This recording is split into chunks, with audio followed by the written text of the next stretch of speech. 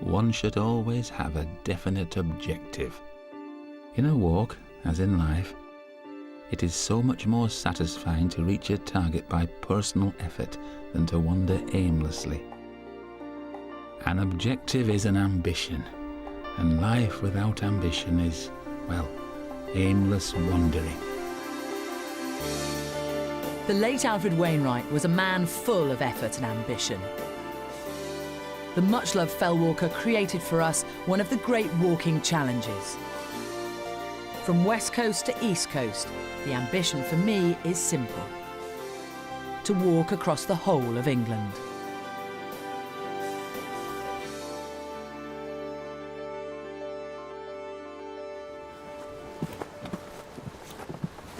Hello, I'm 63 miles into my coast-to-coast walk, and my departure point today is the village of Shap.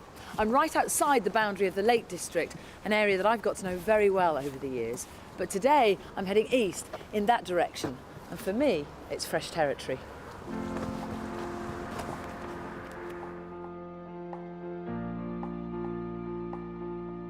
Stretched along one of the highest main roads in Britain, Shap is a name better known to motorists than walkers. But for followers of Alfred Wainwright, this is the start of a new coast-to-coast chapter. Already I've crossed the whole of the Lake District, across 5 lines of England's greatest mountain range, to stand here, ready to explore a very different landscape.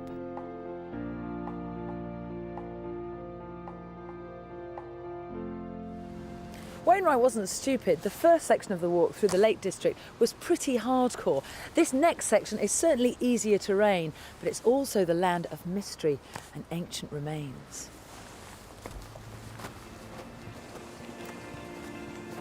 Heading east out of Shap, there's a sparse but fascinating world awaiting, and one considerably less documented than previous parts of the walk. Lying between the lakes and the Yorkshire Dales on Wainwright's complete coast-to-coast route stands a stretch of northern England known as the Eden Valley. This is a broad, undulating corridor running from Shap to Kirkby Stephen. From there, the Pennines take over, leading me up and over into the upper reaches of Swaledale. So that's how simple it looks on the map. But before I set off, let's take a view of this section of the walk from the air. Leaving Shap, I cross the West Coast Main Line and the M6 motorway to set foot on the limestone plateau of the Eden Valley. Across heather and bracken, I'll then follow underneath the line of rocky scars overlooking Alton Village. I cross the Scandal Beck at Smardale Bridge, before reaching my first major town at Kirkby Stephen.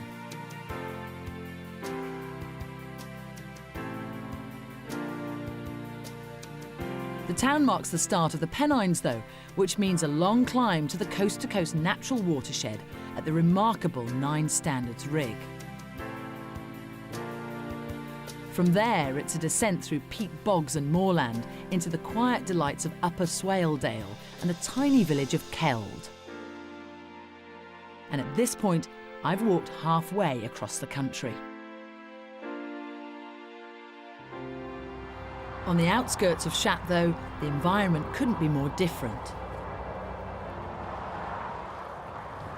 Claire, my sound recordist, is loving the M6. It's always such a shock when a main road like this pops up in what's meant to be an idyllic walk.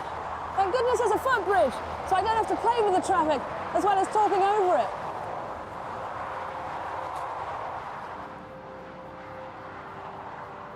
Now the character of the walk changes completely. The terrain between Shap and Kirkby Stephen takes the form of a limestone plateau, rarely visited and relatively unknown. Walkers with archaeological interests and students of prehistory may well consider the next 20 miles the most rewarding of all. With uninterrupted views across half a county, it's no surprise this plateau was of significance to people thousands of years ago. And one site in particular needs some investigating, the Oddendale Stone Circle. If you can find it, that is. Loads of boulders around here. This one looks like a big fish. The reason for the confusion is simple: glaciation. The last ice age saw thousands of granite boulders pushed, dragged and deposited here by sheets of ice, left to rest on a new bed of limestone.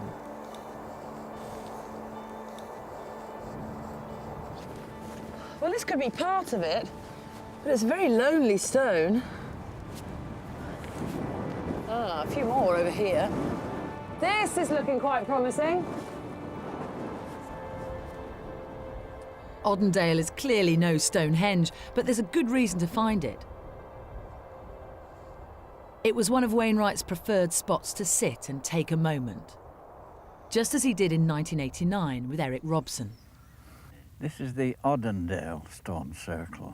This has been here for thousands of years before BC. It's the only one I've seen of this nature. You've got the outer ring of stones, still very clearly shown, but in the middle is another smaller circle. I haven't sufficient knowledge to say what the origin of these stone circles was, but it's marked on the ordnance maps. That's the way I picked it up. Very hard to spot, though. I mean, you could walk past it very easily, couldn't you? You could, yes. And I suppose this is the difference in this next piece of the walk, that we've come out of the Lake District where all the beauties are so obvious, you can't avoid them. No. Here we're going to have to look a bit harder. Yes, yes. But will we find beautiful things still? Oh, yes, many.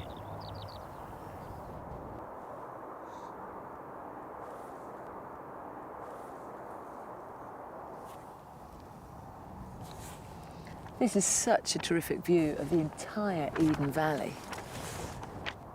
Good vantage point.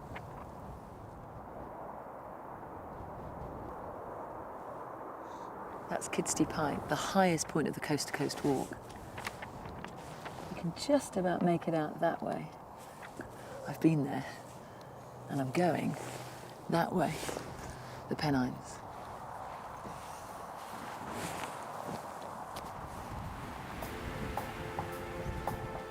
With the roar of the M6 now far behind, you can appreciate what AW and fellow traditionalists will always know as Westmoreland. The Eden Valley was a key part of the historic county that stretched from Lake Windermere in the west to the Pennines in the east. Well, so far so good on the velvet turf. It's a little soggy underfoot, but otherwise pretty easy going. The Eden Valley is proving to be quite heavenly. Now already on my journey, I've picked up local stories and heard tales of fellow walkers, some of whom regard the coast-to-coast more as a hobby than a one-off adventure. Just the case with the gentleman who remembers this spot very well indeed. Hi there, Alan. Hello, nice to see you. Pleased to meet you. I'm really not worthy because not once, not twice, 4 times you've done the coast-to-coast walk. That's true, yes. So, Alan, this is a very memorable spot for you, isn't it? Yes, it certainly is, yes. Yes, I had an incident with a buzzard walking down here. It sounds like something out of an Alfred Hitchcock movie. What happened? It almost was. I was walking down, doing the coast-to-coast walk, walking down here towards the copse, and there was a buzzard circling around above me. We went into the copse, and there it was, sitting on a branch, looking at me. Checking you out? Yes. I carried on down the track, and after a few seconds I felt this rush of air over my head, and the buzzard had come at me from behind and must have missed me by a fraction. So attacking you almost? Almost, yes, and I hadn't heard a thing. So it shows how easy it is for it to capture its prey. And I hadn't gone very far, and I felt this rush of air again, and there'd been no warning again. I waved my arms around and shouted, and it aborted that attack, and I carried on down the track and reached the farmyard down there. And as I walked into the farmyard, the old farmer was in the yard, so I said to him that I'd been buzzed by a buzzard, and had there been any other incidents of this type, and he said, come to think of it, 30 or 40 years ago there were a chap who came down here, and he'd been attacked by the buzzard, and he'd got blood on his head. And he thought about this for a moment and then said, mind you, you were ginger. so that explained everything. A ginger man on the coast-to-coast walk. We don't think it could have been Well, A.W., do we? It could have been, couldn't it? Well, you're an author as well, so perhaps you've written a book, haven't you? Your yes. account of your coast-to-coast. Yeah, there were 5 of us and we were all in our 60s. I was the youngest at 60 at the time and 2 of them were 69. Yeah. So it occurred to me that this would make a good book, and so that's how it came about. Now, you've done the coast-to-coast walk 4 times now. Yes. Will there be a 5th time? Well, that's quite possible. I have a friend who's done it 10 times, and he said it became addictive, and I can understand what he means. It does get better each time, and so yes, there's a possibility. Well, Alan, I'll meet you here in about 10 years' time and we can swap notes and see how we're doing then. Look forward to it. Thank you very much. Thank Nice you. to meet you. Thank you. So the buzzards of Westmoreland are clearly less used to visitors than the Herdwick sheep of Lakeland. Lovers of walking alone will find plenty to smile about as the outline of the Pennines begin to loom large. As Wainwright's map suggests, this is an area where the population has declined over centuries, from ancient settlements and burial grounds to disused lime kilns and dismantled railways.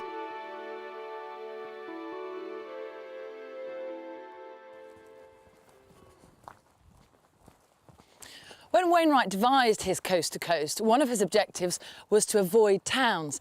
And he certainly managed it, because during the entire walk you only pass through 2. This metropolis coming up is number 1, Kirkby Stephen. The town boasts just 2,000 residents, but in this part of the world, its influence covers a wide rural area. And after a week of fells, lakes and valleys, it's very obvious you've arrived in a place where walkers are not a top priority. This is a community largely unaffected by visitors, where centuries of market town tradition happily continue. Bonnie Street, can be honest. Maybe I don't know. Bonnie boys, is it? Bonnie girls, Bonnie boys. They're good-looking sheep, aren't they? Hello. These prime specimens are a crossbreed of lamb, a mix of blue-faced Leicester and the local Swaledale breed. Today, judges and potential buyers alike can assess their quality before tomorrow, when farmers hope to sell thousands here for around £60 a lamb.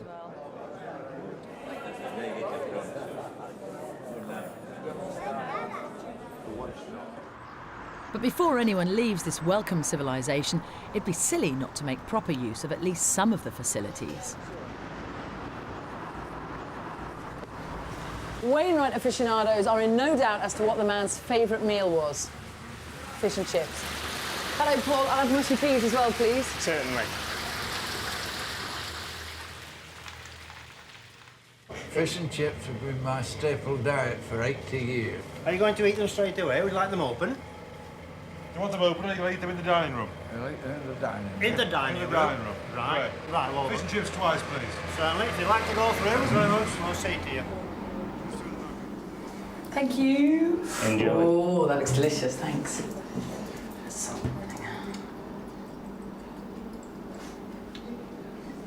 Now, I'm quite partial to a spot of fish and chips, but when it comes to salt and vinegar, I'm clearly not in the same league as Eric Robson and AW. That's great. You want some vinegar? Yeah. There you go. Well, each to their own.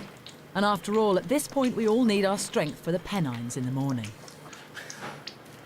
He's still going. Right, start then.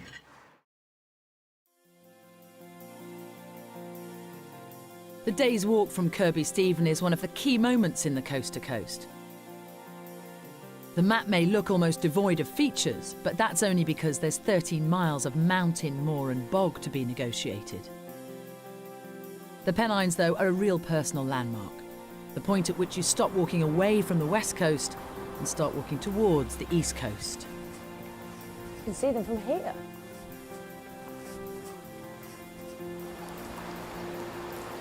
Attentions quickly turn to Wainwright's chosen route.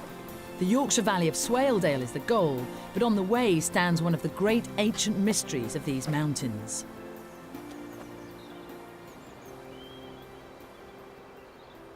There are many theories about the origin of the group of cairns, long known as the 9 Standards. Certainly they are very old, appearing on 18th century maps, and giving their name to the hill they adorn. They have multiplied slowly, visitors in more recent times having added a few more. He gives you those little snippets of tantalising information, doesn't he? Just to set you on your way.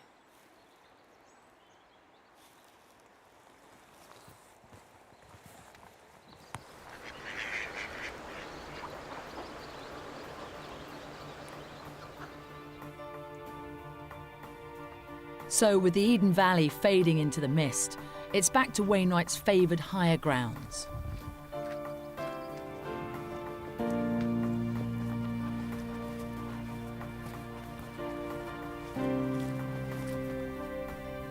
For almost 5 miles, the top of the Pennines is a clear and constant target. The tiny outlines of 9 Standards slowly getting larger on an otherwise bare horizon.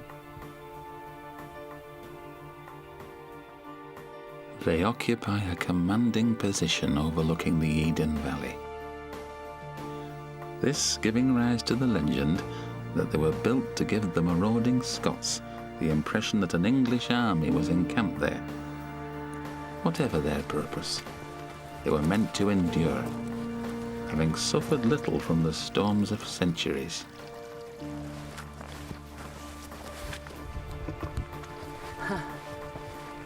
It's like looking through a viewfinder from here. These 2 cairns either side lead the way. As you approach the summit, the coast to coast surpasses the 2,000-foot mark for only the 2nd time. And without the competition of so many lakeland fells, the view here is the most extensive of the whole walk.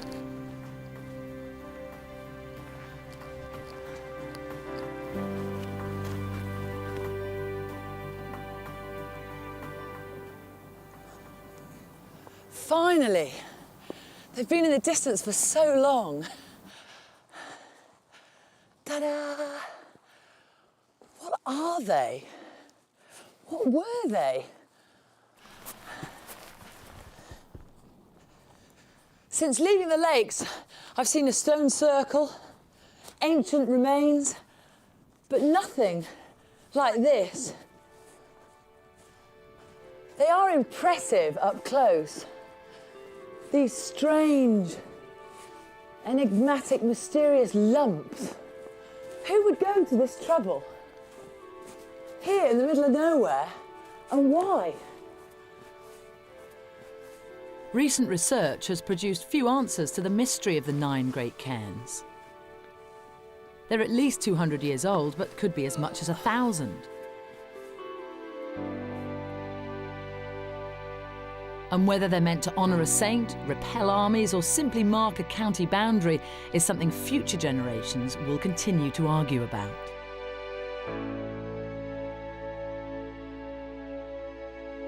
But perhaps more than any point, save for the very end of my walk, 9 Standards is cause for celebration. This is the watershed for the entire coast to coast. Up until now, I've been walking against the flow of rivers and streams. From now on, though, it's downstream, all the way to the North Sea. It has become boggy underfoot. Time to run the gauntlet. Oh.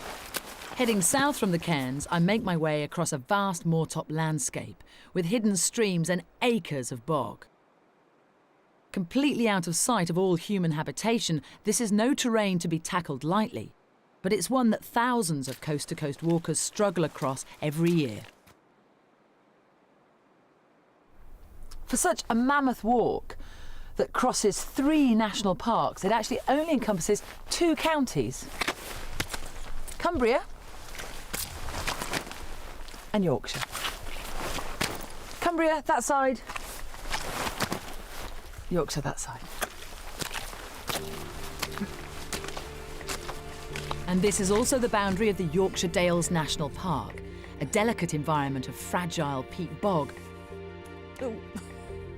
where walkers are channeled along one of 3 different routes. This is known as the Blue Route, used, believe it or not, for those dry days of early autumn. But after the wettest summer in memory, the odd wooden stake is the only thing to convince you you're not heading into a mud bath.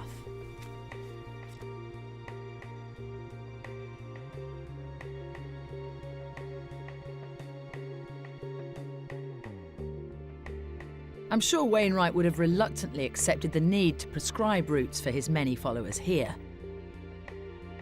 I'm lucky, though, that my route downhill takes me along the Whitsunndale Beck, a secluded and much admired valley for Wainwright, and with endless spurs, meanders and overhangs, surely a spot for all aspiring geography teachers.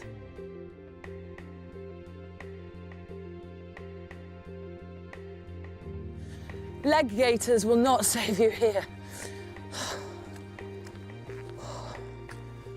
Oh, look. Something that resembles a path.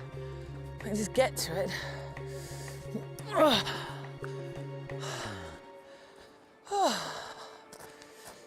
Proper stuff underfoot. A whole 9 miles since you left your last encounter with civilization, you spot the first cultivated land at the very tip of Swaledale. The farm of Ravenseat is the first outpost of humanity, a sure sign that your Pennine crossing is almost at an end. Oh, yes, please.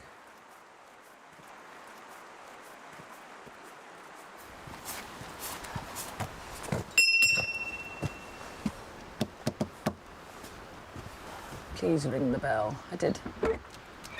Hello, hello. Oh, hello. How are you? I heard there was some filming going on. We're here. I'd love a cup of tea, though. No problem. If you want to sit yourself down on one of the picnic benches, okay. I'll bring it down for you. All right, thank you. Thanks.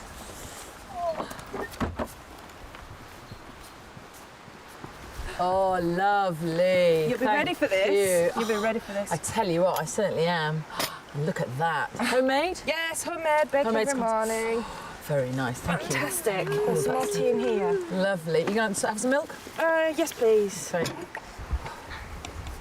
Oh, was it boggy up there? Boggy is not the word. I mean, you actually can't really walk through it. It's more like a swim. It's terrible. I mean, it's wet in the best of years, but this year especially.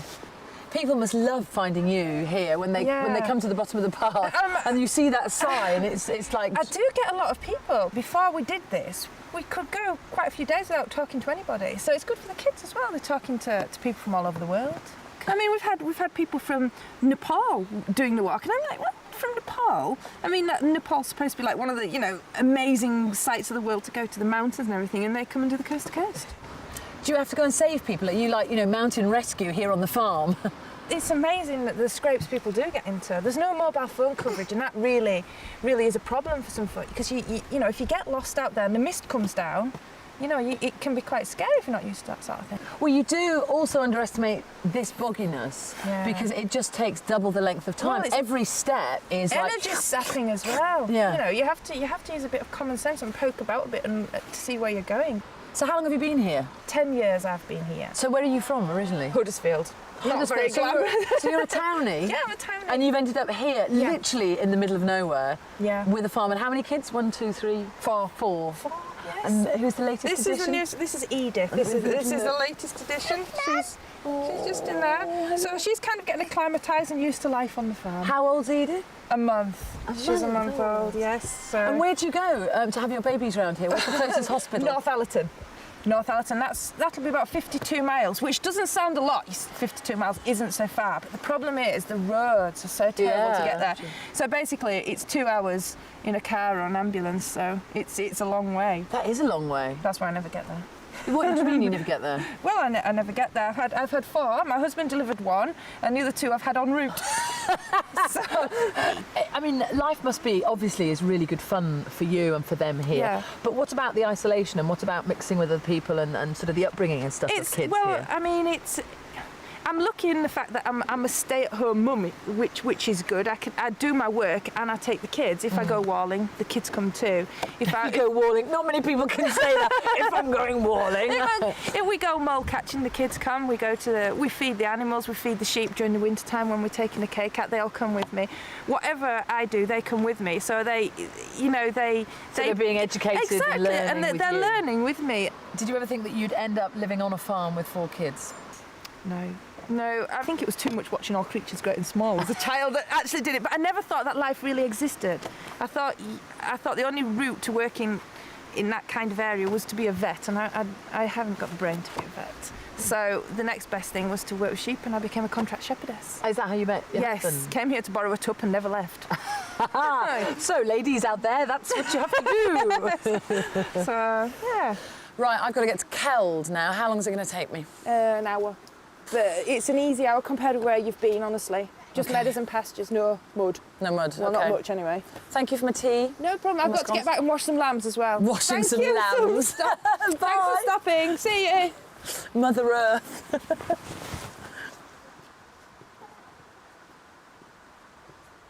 It's an enviable lifestyle here at Ravensseat, and a great window into the world my walk now takes me. The streams and becks here gather into one of the great valleys of North Yorkshire. For Wainwright, it was somewhere that simply had to become part of his great trek across the country.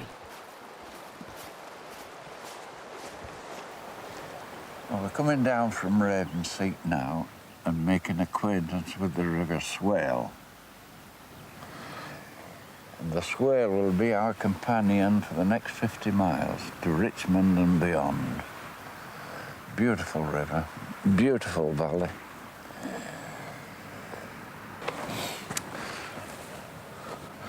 Is Swaledale your favourite dale? I think it is, yes.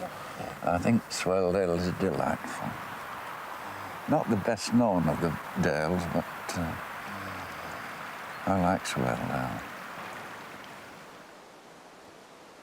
And in case I needed any convincing, my arrival into this great valley is met with a spot of evening sunlight. Not a bad first taste of life on the other side of the Pennines. Now, at this point, you've got 2 choices. You can take the easy route, that's the road into Keld, or you can take the slightly tougher but more scenic route above the River Swale. Now, AW recommends, of course, that you take the tougher route. That's because he's a slave driver. Luckily, I'm a sucker for a good-looking view.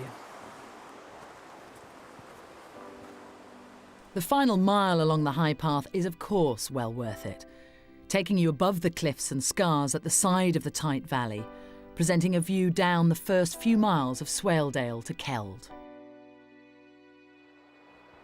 In his retirement years, this is where Alfred Wainwright ventured beyond his beloved lakes to expand his knowledge and love of northern England. And on an evening like this one, it's easy to see why. This segment of the walk has been about crossing boundaries from the lakes of Cumbria into the dales of Yorkshire. I've seen ancient monuments that have stood the test of time in a landscape that has lost most of its human population.